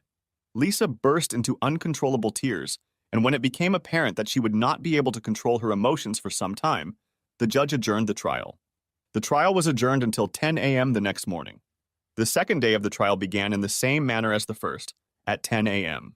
The medical expert took the witness stand again, but little additional information was provided. He talked mainly about the tests that had been done on the blood samples that had been taken. After 15 minutes, the prosecutor, District Attorney Jeff Bagden, ended the questioning, and the witness was turned over to the defense attorney. Rising from his seat and taking a few steps toward the witness, defense attorney Basil Smith quickly looked around to make sure his client, Lisa Evans, was in control of her emotions and was not going to disturb the court again, as she had the day before. He knew she had been prescribed something sedative, but he was still afraid she might interfere with his cross-examination of the witness. He was pleased to note that so far she seemed to be sitting quietly in her seat. He knew he would have to refute some of the medical examiner's testimony from the day before, as it was very graphic and gave the strong impression that the shooting in the park had been completely callous, almost an execution. He began, "You stated that Mark Evans lost between 3 and 4 pints of blood in the park. At the same time, you stated that it was impossible to say exactly because of the conditions and that this was simply your estimate. Isn't it possible that the blood loss could have been between 1 and 2 pints, depending on how the blood was distributed around the site?" The medical examiner, known as a conscientious professional, thought for a few moments before saying, "It's unlikely, but not impossible." Basil Smith was silent for almost a minute, giving the jury a chance to realize the medical examiner's admission. Then he continued, "What you described as Mark Evans's fatal injury could have been less fatal if someone had administered first aid immediately. Do you agree?" Again, the medical examiner thought for a moment before answering, "My answer is the same as your last question. It is unlikely, but not impossible. Medical attention would likely have been required within minutes of a wound of this nature. There is no evidence that this happened," the defense attorney quickly said. "There is no evidence that assistance was offered, but as you say, it is possible." He dismissed the witness, satisfied that he had secured a couple of small concessions from him. The next witness was one of the forensic scientists who specialized in guns and ammunition. He testified about the recovery of 2 bullets, one from a seat and one from a deck of firewood. He testified that the ammunition was of a type known as full metal jacket and that it is often used for target shooting and is a standard for the military. The bullet recovered from the car struck a metal seat support and was badly deformed, but the second bullet recovered from the firewood was in very good condition. Matching it to the weapon recovered from the river was very easy. Basil Smith had done his homework on ballistics and the science of how bullets react to human bodies. He asked, "Were the bullets checked for any remnants of bone or flesh through which they passed before extraction?" He knew that such a test could even determine which body organs the bullet had hit. The technician confirmed that such tests had been done and continued. "We found almost nothing on the bullets except traces of blood. The bullet fired into the car seat went through about 2 inches of various layers of padding and fabric. We think that may have cleaned it up." It's a similar situation with the second bullet that got lodged in the firewood. The bullets themselves were typically used by the military and had a GMCS, or gilding metal copper steel, jacket around the bullet core. It's a copper alloy with a small amount of steel added to it. He went on to explain that this jacket is much stronger than a standard all-metal jacket, which is usually made up of copper. This testimony was both good and bad for the defense. He conceded that there was no evidence that the bullets actually passed through the body, but the circumstances and style of bullet that was used tended to explain the situation. The hope that the gun could be traced was also doomed. The gun was checked against state and national registries, and all that could be found was that it had been sold at a gun show 20 years ago. No record of the buyer was kept. The only thing Basil Smith was able to get was confirmation that no fingerprints or DNA from the defendants were found on either the gun or the casings. It turned out that anything that hadn't been washed away by river water had been wiped off before the gun was disposed of. It was a small admission, but it still felt good to him. Another technician talked about checking the 2 shovels that had been found. There were no fingerprints or DNA evidence, but both shovels were branded Moore's Landscaping. He also testified that, pursuant to the authority granted by the search warrant, he inspected Moore's Landscaping's premises and found 14 other shovels with identical branding. Cross-examination of this witness was of no avail. The parade of witnesses from the Forensic Science Department and detectives from the police department continued all morning and into the afternoon. The only serious cross-examination of Basil Smith occurred when one of the technicians described the recovery of blood samples from Blake Moore's car. The technician testified that he found blood dripped behind the license plate, as well as a smear he found on the foam trunk seal. The question quickly arose, could these smears and drops have been planted by a third party? The technician was forced to admit that it could have been, and Basil Smith returned to the defense table with a smile on his face. Things got a little more complicated when the testimony of the last technician who had been at Lisa Evans's home was brought in. Blood was found in the interior of her car, and later more blood was found on the sole of her right shoe. Assuming the blood was planted was more difficult. However, he got the technician to admit that there was no way to determine whether the blood had been transferred from the shoe to the gas pedal or vice versa. The lawyer hoped that the slight doubt caused by this apparent statement would allow the jury to disregard this evidence against Lisa Evans. As the continuous parade of prosecution witnesses gradually waned, the conclusion of the last of the witnesses' testimony coincided with the end of the afternoon session of the trial. As a result, the third morning began with the defense getting a chance to present its evidence. The local newspapers that evening continued to print their usual articles about past trials involving adulterers and stories based on court gossip. There were a couple of serious articles about the trial, which suggested that the authors felt that the defense would have great difficulty in countering the totality of the evidence presented by the prosecution. They also suggested that since there was no body, a conviction would be difficult, especially given the defense's alleged strategy of casting doubt on whether Mark Evans was really dead. Judging from several instances of cross-examination of prosecution witnesses by defense counsel, it was obvious that this was Basil Smith's goal. As the first defense witness, defense attorney Smith called a recognized expert in blood analysis. His name was Dr. Wilbur, and he had been hired to give expert testimony at many trials. He was quickly asked, "What do you think of the testimony of the medical examiner who talked about the blood evidence in this case?" Dr. Wilbur put on his glasses and turned to a small notebook he was holding. "I believe that a much better job could have been done in collecting the blood evidence. If the blood-soaked soil samples had been properly analyzed, a much more accurate estimate of the total amount of blood at the scene could have been made." The lawyer continued, "Based on your examination of the evidence collected, do you have an opinion as to the actual amount of blood at the scene? I believe it is quite possible that as little as 1.5 pints of blood could have created the scene that was recorded. The final question is, Do you think a person who lost as much blood as depicted in the photographs could still be alive? Dr. Wilbur responded with a one-word answer, yes. The district attorney did not cross-examine him. After Dr. Wilbur was removed, Basil Smith turned to the testimony of Blake Moore. Blake calmly and bluntly stated that he was innocent of the murder of Mark Evans and personally believed that it was Mark himself who orchestrated his murder. He also stated that he had never owned a gun and that the shovels found in the river could well have been stolen from one of his company's work sites.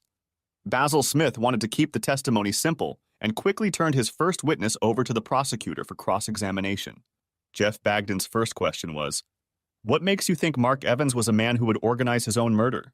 Blake Moore immediately told the story of Mark's reaction in high school when Blake started dating his girlfriend behind Mark's back. He recounted how Mark had threatened to destroy him. The prosecutor pondered this for a few minutes and then asked, "So, Mr. Moore, this is not the first time you have chosen to engage in an illicit affair with a woman that Mark Evans expected to be protected from the interference of his best friend. Don't you think that if he wanted to destroy someone, he would have chosen you?" Blake Moore couldn't answer that question directly, only muttering that he had a physical advantage over Mark and that it would have prevented his former friend from taking him on directly. "So you think you could physically intimidate your best friend into taking his life by proxy? Is that what made you feel comfortable taking his wife? Is that what your actions are to your alleged best friend?" "You don't need to answer the question, sir. I think we can all see that your actions and assumptions are those of a narcissistic ladies' man who thinks every woman is his, and to hell with friendship." Basil quickly objected on the grounds that the district attorney was himself testifying, not just asking questions. The judge agreed and asked the jury to disregard the prosecutor's last statement. However, even this remark failed to rebut the correctness of the district attorney's statement.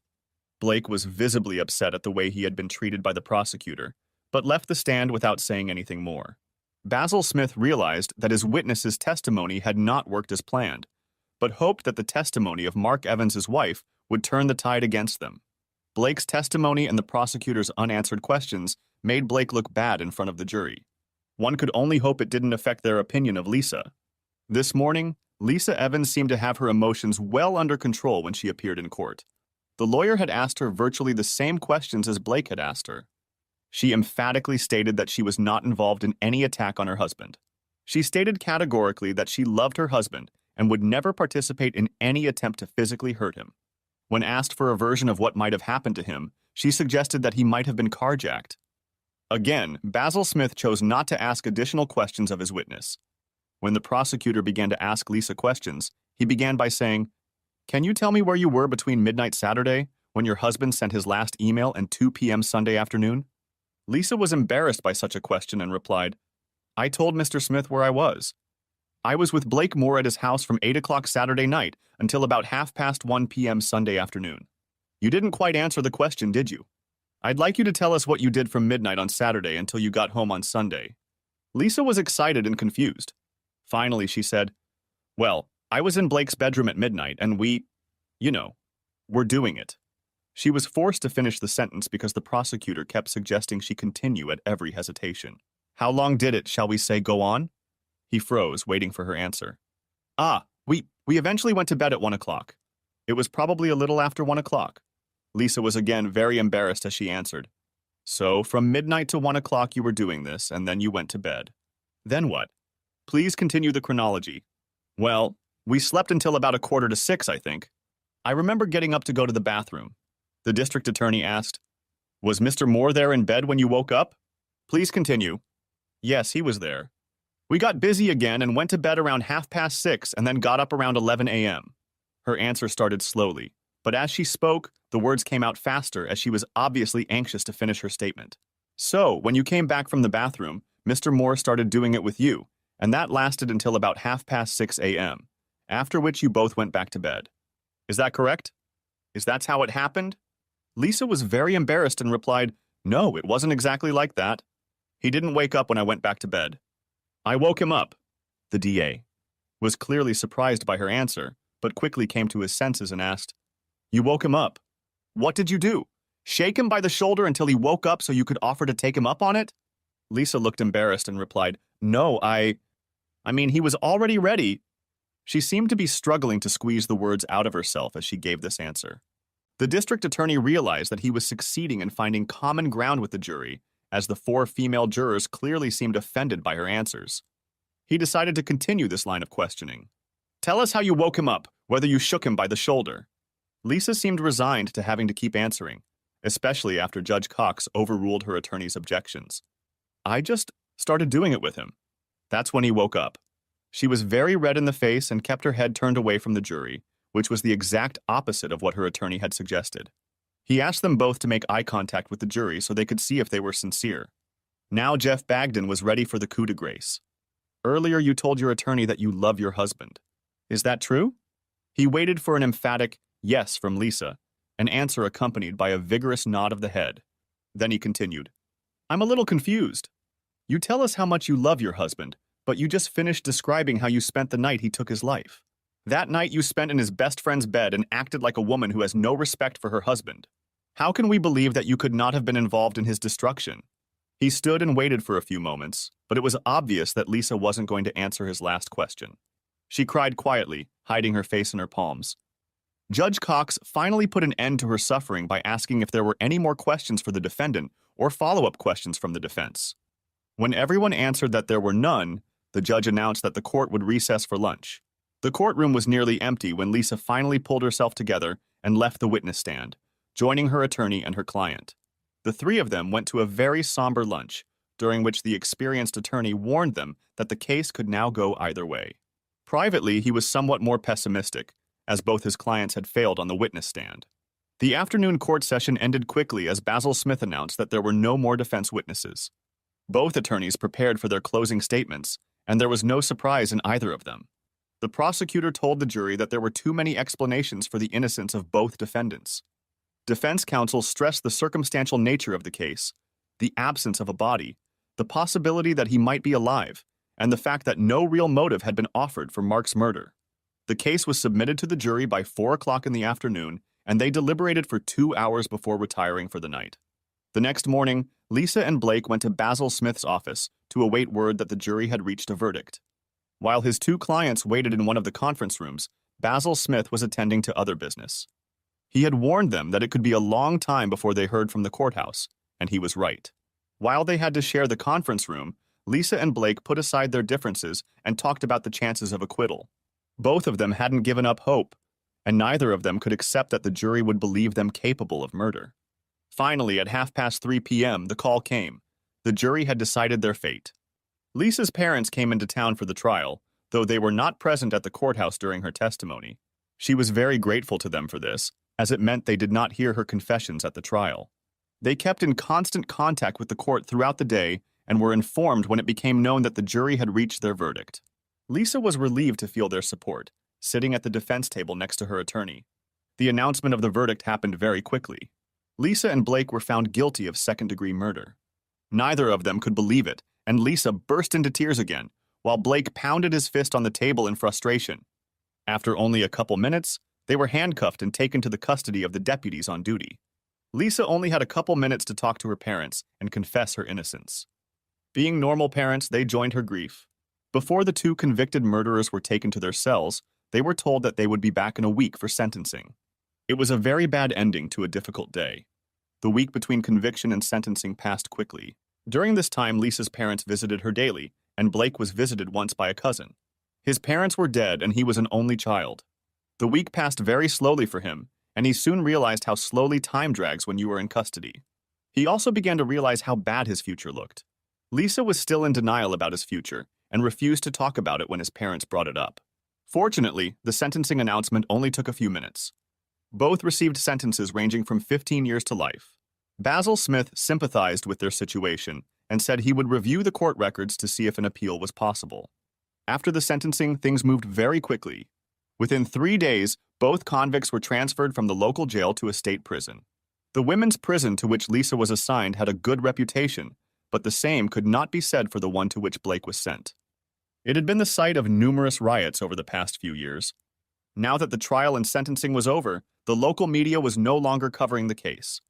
Recent reports by local TV stations showed scenes of prisoners being transported in a converted school bus to the state prison. They may even have been stock footage used to make the TV stories brief, recounting the fates of 2 convicted felons. A few days later, there were new disasters and new crimes that caught the attention of news anchors. Lisa Evans and Blake Moore seemed to disappear off the face of the earth. A couple months after the verdict, Basil Smith joined Jeff Bagden for a drink after a new case brought them back together. The Evans murder case had kept Basil Smith busy from time to time, and he told Jeff, "You really did pursue them." To tell you the truth, I was surprised when the convictions were handed down. I came to the conclusion that they were probably innocent, since they never once backed down from their stories. Jeff sipped his brandy before replying. 12 of their peers didn't believe their explanations. I try not to take these cases personally, though it's almost impossible to do so when it comes to crimes that are too horrible or children.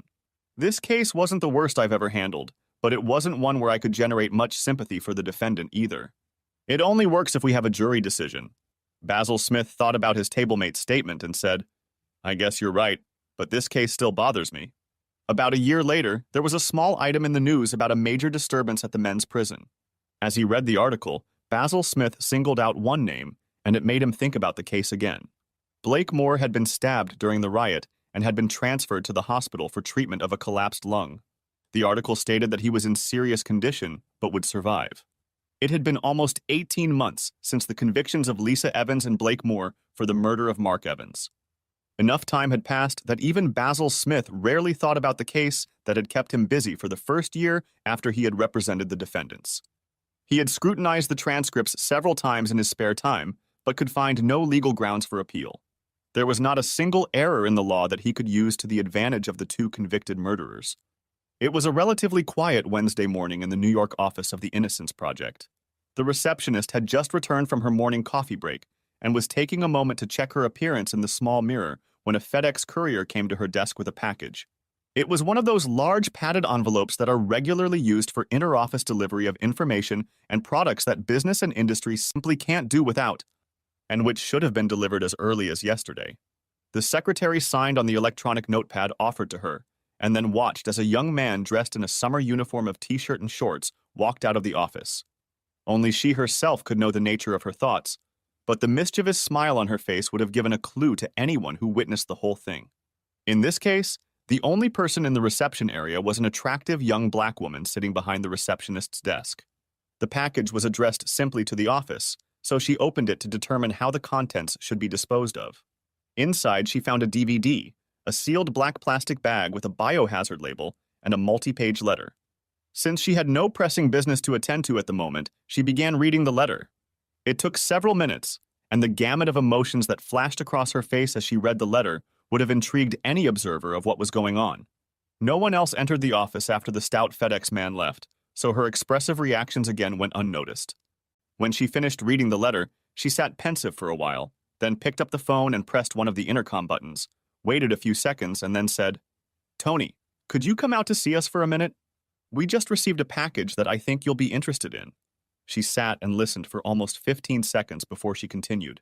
"Yes, it seems to be something the team can work on. It deals with several murder convictions that apparently need to be overturned." About a minute later, a tall, red-haired young man in a white, short-sleeved shirt and worn jeans came out of one of the offices overlooking the reception area, thanked her, taking the package, and disappeared again behind the door from which he had emerged.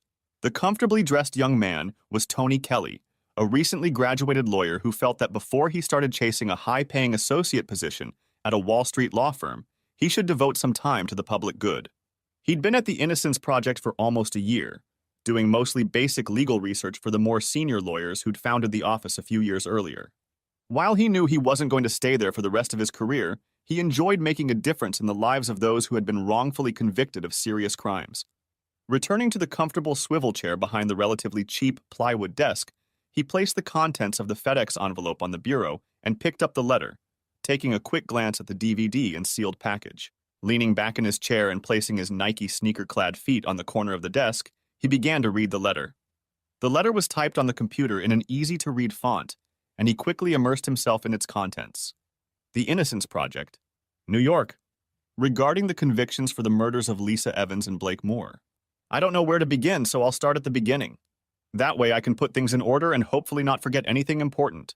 My name is not important, but the information I have been asked to give you could make a real difference in the lives of not only the two convicted murderers named above, but also in the future well-being and happiness of 5 other people, one of whom is me. I will begin with the day almost 15 months ago when, in response to an ad I placed in the local newspaper, a man walked into me from the street. I was looking for a computer-literate person to join me in my small computer services company. A short interview revealed that he knew at least as much about computers and their use in business networks as I did. I have since learned that he knows even more than I do. In any case, I hired him right away. This man, who I will refer to as Mark throughout this letter, was probably the quietest person I've met in a while. This had no effect on his ability to do his job, which he did very, very well. Within 2 months, my business grew by at least 50% due to his efforts, advice, and the long hours he seemed to insist on working. When he started working for me, he told me that he had just arrived in town and hadn't rented a place yet. Since my business was still in its infancy, I was thinking about renting out the basement room in our house for extra income. I wanted to be able to put the profits from my business back into it so that it would grow and eventually provide a living for me and my young son. I knew I was taking a risk when I rented the room to Mark, but something about him convinced me that he was no threat to us. We began a routine that continues to this day, although it has changed in its dynamics. He spent the first 3 months in that bedroom in the basement, though he ate with us and we commuted to and from work together every day. At first, he always went back to the office to work extra hours that he didn't ask to be paid for. He always told me that he would rather spend that time being productive than in front of the TV or sleeping. Over time, our relationship evolved from a boss-employee relationship to one of friendship and eventually to what it has become now, a loving family relationship. My son calls him Dad, and it is true in every way. From the very beginning, I knew something was bothering Mark a lot. Over time, his extremely quiet nature and his frequent habit of going into deep thought about things I knew nothing about led to a confrontation of sorts between us. One afternoon, when the office was very quiet, I locked the door and called him into my private office. I was determined to find out what was bothering him, so much as I began to realize how my feelings for him were developing. It took some time, but I convinced him to share what was bothering him. He finally told me that he was running from a failed marriage that had shaken him to his core.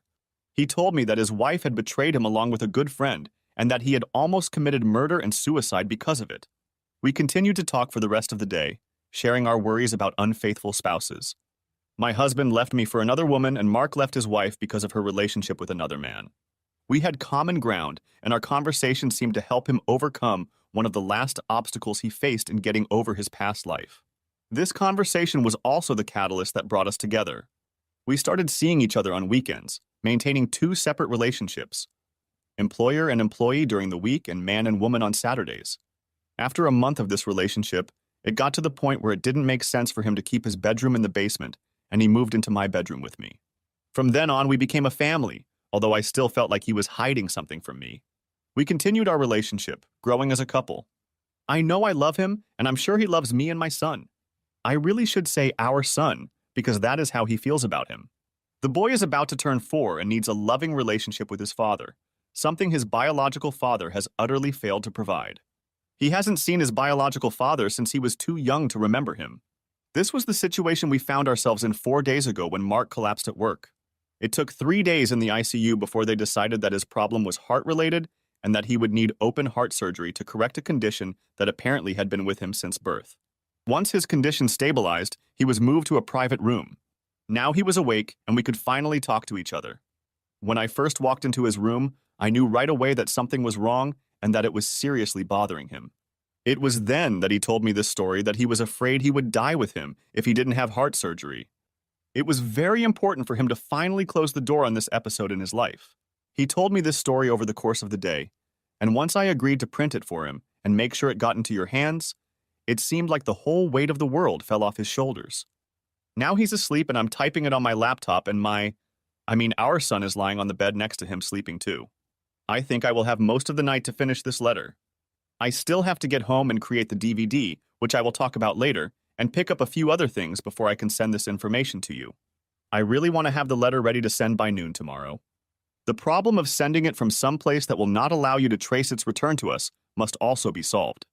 The story my husband told me, which is what he is to me, began almost 2 years ago. He was happily married to Lisa, and their marriage was almost in its 6th year. One night, not sure why it caught his attention, he noticed a small oval bruise on the side of her right breast. At first, he thought it was just a bump that appeared when she bumped into a corner of furniture at home or in the office where she works as a part-time secretary. He said it began to bother him as he lay there, as it looked more like a love bite than a bruise, and he knew it was through no fault of his own. Thoughts of it kept him awake most of the night, as more and more scenarios of how that bruise came to be appeared in his head. Thoughts of it didn't leave him the next day when he went to work. By the time he got to his office, he decided he had done something stupid. After all, he had absolutely no evidence that anything bad had happened. He figured it was all just circumstantial evidence. Just before lunch, the manager of the parts delivery department stopped by his office. He had ordered a tracking device for a trial run to better coordinate the delivery service. He wanted Mark to evaluate it and make recommendations. Mark was left with the device, the software, and all instructions on how to use it. It didn't take him long to decide how he would test it. 3 days after installing the device in his wife's car, he was sitting at his desk at work and decided to test the monitor program to see if it was still monitoring his wife's car. She told him she was going shopping in the afternoon, but the tracking device showed that she had left the house and headed straight for the home of Blake Moore, his best friend. An hour later, he checked again, but her car was still there. Not believing something was going on, he called her cell phone. When she said she was out shopping, he immediately knew something had gone drastically wrong. That evening, he casually asked her how her day had gone and had to listen to her explanation about going shopping. He told me that he felt almost physically sick, but decided he shouldn't jump to conclusions. He decided to observe her for another week while he was out of town on business. He managed to follow her car through 3 states when she spent time at Blake's house from 8 o'clock in the evening until 2 in the morning. When he talked to her the next day, she told him she had been home all the previous night. Apparently, the shock of confirming her infidelity was too much for him. When he returned from his trip, he contemplated destruction. He knew his friend Blake was a real ladies' man, but he never thought the latter would go after Lisa. Likewise, his wife's betrayal had nearly ripped his heart out of him. That first night back home, he visited the elderly widow next door, ostensibly to retrieve a wrench from her late husband's toolbox. Mark knew that her late husband had long ago hidden the gun at the bottom of his large toolbox, apparently because his wife had forbidden him to keep guns in the house. One day he showed it to Mark while the two of them were having a beer. Instead of taking the pipe wrench, Mark found and took the revolver from the toolbox. As he explained to me, he intended to use it to destroy Mark and Lisa and then kill himself. He decided he would wait until the next time they got together, while he was in town. He would have no problem quitting his job and heading to Blake's to catch them together and then exact his final revenge. Since he'll have to keep an eye on his wife's car for a few weeks, he's ordered one of the tracking devices for himself so he can return the one he was given for evaluation. Thankfully, Lisa and Blake didn't have to make a date for almost another week, because if they had, my son and I never would have had the great pleasure of seeing Mark. In the days he had to wait for them to get together, he came up with a better plan. He decided to try and frame them for murder and described to me how he did it. It took a whole week to devise the plan and another week to get everything he needed to carry it out. When everything was ready, he made an excuse to go away on a weekend business trip, pretty sure the two would meet while he was out of town. After watching his wife's car during his absence, he finally saw her leave their house and drive to Blake's. This was the signal to put his plan into action. He was creating a paper trail to make it look like he was in the process of divorcing his wife. The last item was an email to the lawyer that would point directly at Lisa and Blake. Apparently, he had almost forgotten to send it, and that could mean the whole plan would fall apart. The last thing he did before he left his house was use his neighbor's revolver to fire a bullet into the passenger seat of his car, and another into one of the wooden blocks he had assembled. The sound of the shot was muffled by an old blanket and the fact that he was in a closed garage. He told me that firing those bullets was a huge relief to him because he knew he had finally started down the path to his revenge. You should look for archived newspaper articles, which can be found online. Mark followed the trial daily online and said that most of the story about what he did was written by court reporters. When he started telling me about what he had done, it all seemed to add up to one long story. I didn't want to interrupt him, so I may forget to mention a detail here. Also, pick up a copy of the court transcript. Mark thinks that all of them together should clear things up. First, he drove his car to a park near Blake's house and found a secluded spot where he could work on preparing his death. A large gym bag was full of everything he had accumulated for his plan, and he spread it all out on a picnic table, which he covered with an old blanket. The first thing he unloaded was the pieces of firewood, plastic sheeting, and the spare tire. Using the plastic on which he stacked the firewood and spare tire, he created an obvious drag trail that led to the paved road. The tire was then returned to the trunk. The firewood was spread around the picnic area, and the plastic was removed. He used a small Maglite flashlight to do all this, and when he was done, he sat down quietly at the table to see if anyone would show up, seeing the flashes of light that occurred while he was setting everything up. Sitting down, he inserted a large needle into his left hand to draw blood. He was able to buy everything he needed at a medical supply store, saying he was taking care of his elderly mother. The blood was collected in a homemade plastic bag, and the only thing he feared was that the blood would clot too much before he could dilute it with distilled water and pour it where it needed to go. It took him over an hour to collect almost 2 pints of his own blood, most of which he diluted with a pint of distilled water. The first thing he did with all the blood was fill a small plastic bottle and use it to spray the blood in a pattern that he hoped would resemble an arterial jet. Most of the remaining blood, mixed with water, was smeared on the car seat and the ground to give the impression that someone had lost a lot of blood. Some more whole blood was used to fill the bullet hole in the firewood and the hole in the passenger seat upholstery. I hope I'm getting the details right, because I don't really feel like waking him up to read this to him. He needs his rest as he is scheduled for surgery tomorrow afternoon. I pray that there are no complications and that he gets through the surgery. Regardless of whether I have all the details correct, there remains the matter of the DVD I'm going to make for you. Mark took pictures, sort of before and after pictures, on his digital camera as he did everything there in the park. He said there were even pictures of him drawing his own blood. I haven't seen them, but he gave me a password so I could access the photo files on our server at work. They've been sitting there since he started working with me, which I never knew about. His souvenirs, as he called them. Apparently, the pictures turned out pretty good, although he had to take them by the light of his little flashlight. He was afraid someone would see the flash if he used it. Anyway, when he was done with the car and the blood in the park, he packed everything in his gym bag and walked out of the park. There was an old car on a side street that he had bought for the purpose, and he told me how he almost got to it. Despite drinking lots of fluids and taking supplements, when he got to the car, he was very dizzy from blood loss. He rested in the car until almost 6 in the morning, but knew he still had to drive to Blake's house to finish the job he had started.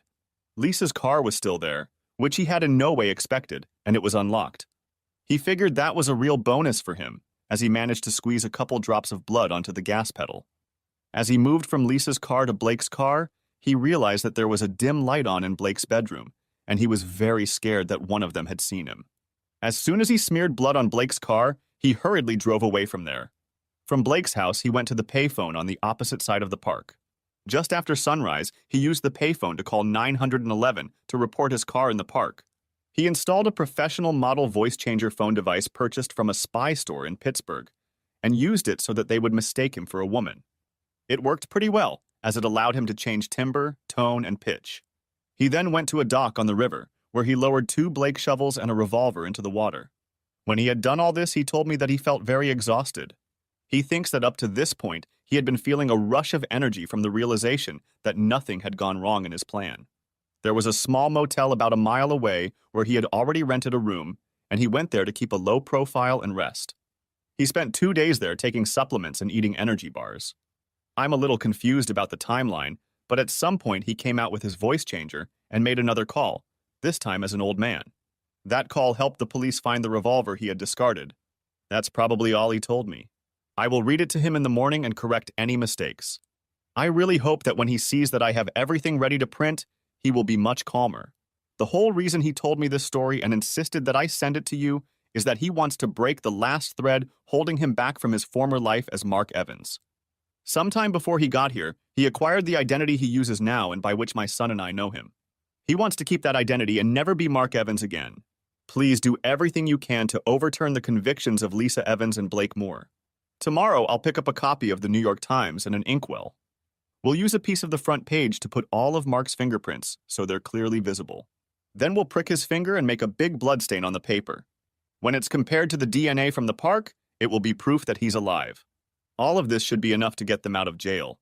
That was the end of the computer-printed letter, but an additional handwritten message at the bottom read, Mark came out of surgery in very good condition. He wants me to fly to Seattle tomorrow and send this package. I hate to leave him, but I know he will feel much better after sending it. I told you before that this will affect 5 of us, but I see I never explained what I meant.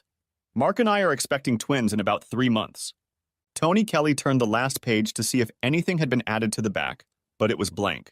He swung his feet off the corner of the desk and turned to look at the other items that were in the package.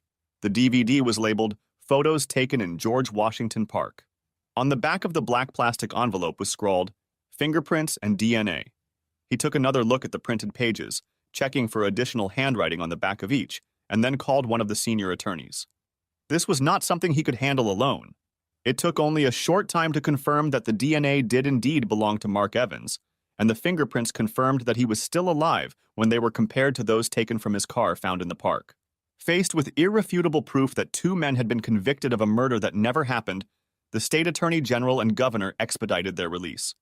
A week later, they were back in the courtroom where they were convicted, along with Basil Smith, Lisa's parents, and even District Attorney Jeff Bagden with some state representatives.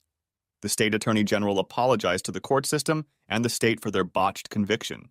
He also stated that there is no doubt that the blame for this whole unfortunate case lies with Mark Evans.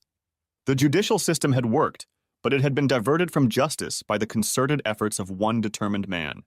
He then announced that their department would make every possible effort to find Mark Evans and hold him accountable for the considerable amount of money he had caused the city and state to spend. The cost of police, forensics, litigation, and jail time will be tallied, and he intends to seek reimbursement. Charges will also be filed. However, when asked by a reporter if they had any idea where to start looking for Mark Evans, he only shook his head. Blake Moore seemed to have changed for the better. The cocky and arrogant man had been replaced by someone who seemed much more inclined to compromise. He apologized to Lisa for instigating the chain of events that had resulted in them spending almost a year and a half in jail. Lisa didn't seem to care at all. It seemed that she had become completely despondent and longed only for one thing, to leave the courthouse with her parents. Before the two of them left, both Basil Smith and the district attorney apologized for what had happened. Both attorneys felt they had been badly misled by the machinations of Mark Evans. It seemed to both of them that they should have been smarter than to be duped by a vindictive husband. Later, they both thought they would have to pay much more attention to the details of future cases. Although the state attorney found that the state was not liable, Lisa and Blake received a payment of $50,000, waiving their right to further legal action or compensation. Shortly after receiving the check, Blake Moore left town. His business went bankrupt, and his house was sold to pay his legal fees. There was nothing else holding him back. The only thing he said to Lisa after they were handed the checks was, "Mark really screwed us over, didn't he? This check is only a fraction of what my house and business would be worth if he hadn't found out about us. I hate to say I told you so, but I knew he was setting us up." Lisa was still only a shadow of her old self. She had lost the house she and Mark owned to non-payment and foreclosure. She had also lost weight in prison, but had acquired what could be called wrinkles of worry that weren't there before. She looked hopelessly lost and accepted the check as if it were just a piece of paper. Slipping it into her purse, she said, "I think we deserve it, Blake. I don't even care about the time I spent in jail. It only cost me 18 months of my life, but I lost Mark forever." She left with her parents without even saying goodbye. 2 weeks after cable news ran a story about Lisa and Blake's release, a large envelope arrived at attorney Basil Smith's office with a courier. Inside was a short note to the attorney and a sealed envelope addressed to Lisa Evans. He made an appointment to give her the letter on his way home. At exactly 5 o'clock that evening, the lawyer knocked on Lisa's apartment. After a short and polite conversation, he left her standing at the door, looking at the envelope with apprehension and a little hope. Finally, taking the envelope to the kitchen and looking at it for a few more long seconds, she opened it. The familiar handwriting on the envelope told her that it was a letter from Mark, and she realized that she simply had to read what it said. "Lisa, I would like to apologize for letting you spend so long in jail. I've never been vindictive, but having you and Blake betray me has practically driven me crazy. My new life and the happiness I've found has finally made me realize that until I freed you both, I was a prisoner, just like you. I know the authorities will be looking for me for some time to come, but I am confident that I am safe in my new life, with my new family. Good luck to you and goodbye. M." The short letter slipped from her hand and flew to the floor, taking with it the last faint hope of reconciliation with Mark. Thanks for watching. I hope you enjoyed it. So subscribe to my channel and watch the next